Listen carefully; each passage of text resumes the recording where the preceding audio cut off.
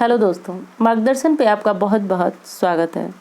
दोस्तों, सावन का महीना जो है काफ़ी पवित्र माना जाता है और इस महीने में भगवान भोलेनाथ की पूजा अर्चना होती है। हम सभी अपने अपने जो क्षमता है उसके अनुसार भगवान की पूजा करते हैं, आराधना करते हैं।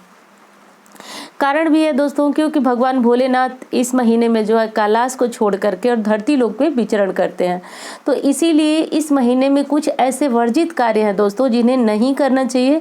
अगर अनजाने में हम इन कार्यों को करते हैं तो हम कहीं ना कहीं दोष के भागी बनते हैं।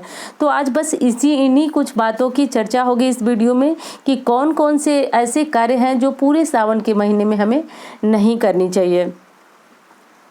तो दोस्तों, सबसे पहली बात तो यह है कि देखिए, इस महीने में मना किया जाता है कि बैगन ऐसी सब्जी है जिसे इस महीने में बहुत ज़्यादा कीड़े लगे होते हैं और इस महीने यानी सावन के महीने और कार्तिक के महीने में बैगन खाने की मनाही है।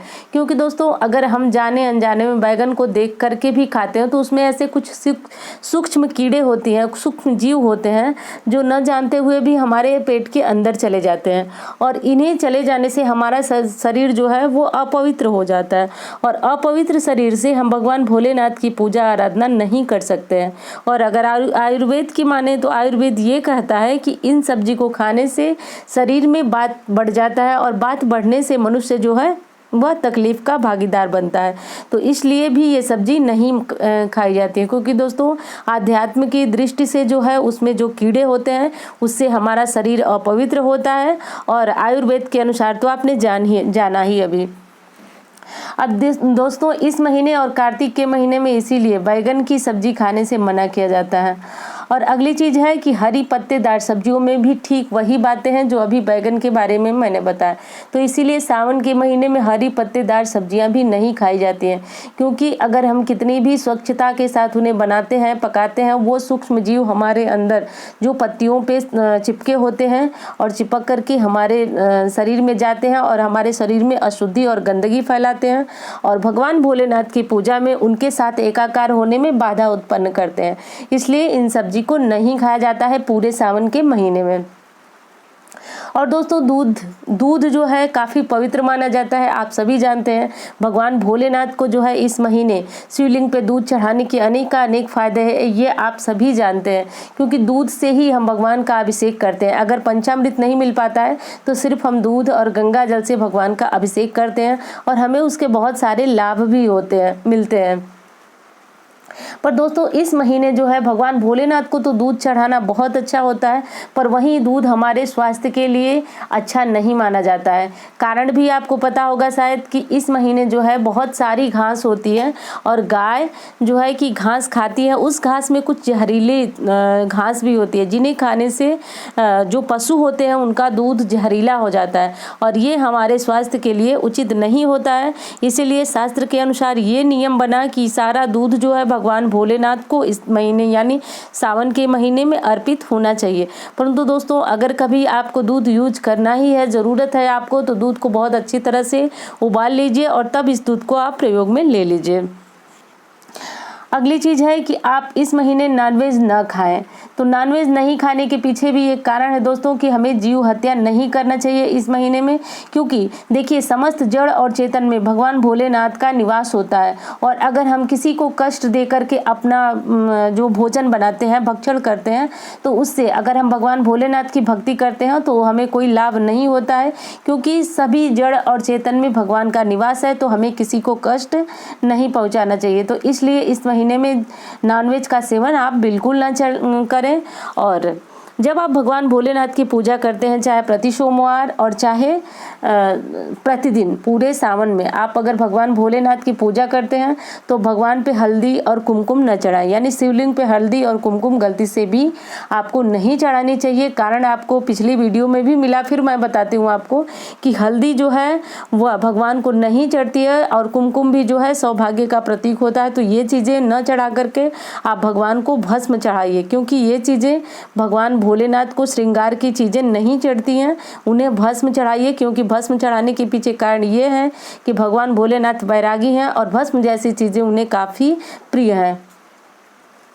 शिव की कृपा पाने के लिए, मन को शांत रखने के लिए और क्या करना चाहिए कि क्रोध भी नहीं करना चाहिए दोस्तों, क्योंकि क्रोध करने से जो है कि हमारा मन चंचल होता है, विचलित होता है।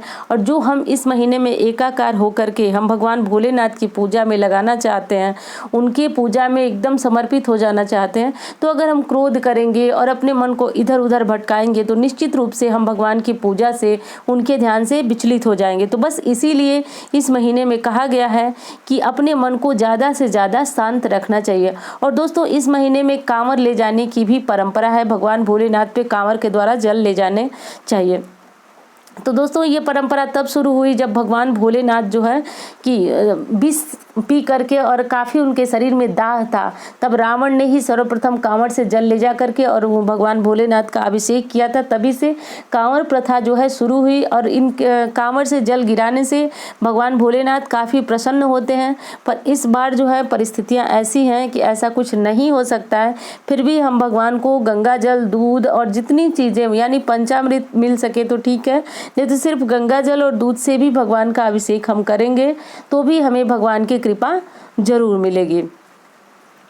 अब अगली ये चीज़ है कि देखिए, भगवान को कभी भी आप दूध चढ़ाएं तो तांबे के लोटे में दूध रख करके भगवान भोलेनाथ का अभिषेक न करें। जब भी आप दूध चढ़ाएं तो पीतल या कांसे के लोटे का ही प्रयोग करें। तांबे के लोटे में अगर आप रख करके दूध और भगवान को चढ़ाते हैं तो उससे वो दूध जो है विष बन जाता है। तो इसका ध्यान रखें कि आप भगवान को चढ़ाने के लिए तांबे या कांसे के लोटे का ही इस्तेमाल करें। दूध कभी भी तांबे के लोटे में न चढ़ाएं, पीतल और कांसे के लोटे का प्रयोग करें।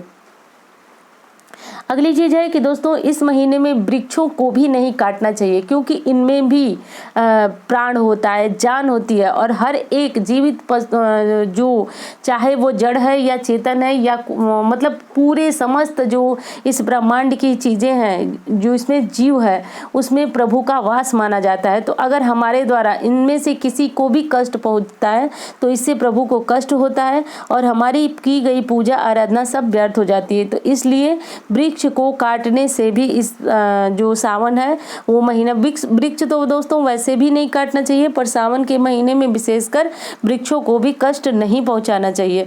तो इस समय अगर आप चाहें तो और अधिक वृक्षारोपण कर सकते हैं। इससे आपके जो ग्रह होते हैं वो मजबूत होते हैं और मजबूत होने से इनका आपको लाभ मिलता है। अब दोस्तों देख लीजिए कि इस महीने में जब आप पूजा करें भगवान भोलेनाथ की तो कभी भी काले या नीले रंग के कपड़े पहन करके न करें। हमेशा ये कोशिश करें कि आप हल्के रंग के कपड़े पहन करके ही भगवान भोलेनाथ की पूजा करें और ऐसे पूजा करने से आपकी पूजा जो है वह पूर्ण होती है। और बहुत अधिक जो गहरे रंग के कपड़े होते हैं उन्हें पहनने से भटकाव की स्थिति उत्पन्न होती है। तो कभी भी गहरे रंग के वस्त्र इस महीने न पहने और खासकर पहन करके पूजा न करें, इस बात का आप ध्यान रखें। तो दोस्तों ये सारी कुछ जानकारियां थी जो इस महीने आपको नहीं करनी, यानी सावन के महीने में नहीं करनी है। अगर गलती से भी आप से अगर ऐसी कुछ गलतियां होती हैं तो थोड़ा सा इस गलती को सुधार लीजिए, क्योंकि ये महीना जो है काफ़ी पवित्र है और इस महीने में भगवान भोलेनाथ की कृपा पाने के लिए आप इतना कुछ तो कर ही सकते हैं। और एक बात और है दोस्तों, जो भगवान भोलेनाथ के साथ एकाकार हो जाता है उन्हें ऐसा मतलब उनकी कुछ बातें, कुछ मनोकामनाएं शेष ही नहीं रह जाती हैं। तो आप भी कोशिश कीजिए कि आप भगवान भोलेनाथ की पूजा और प्रेम में इतने एकाकार हो जाएं कि आपको अन्य किसी चीज़ की आवश्यकता ही नहीं हो। तो दोस्तों उम्मीद करती हूँ कि वीडियो आपको अच्छी लगी होगी। मिलती हूँ इसी तरह की वीडियो के साथ। धन्यवाद।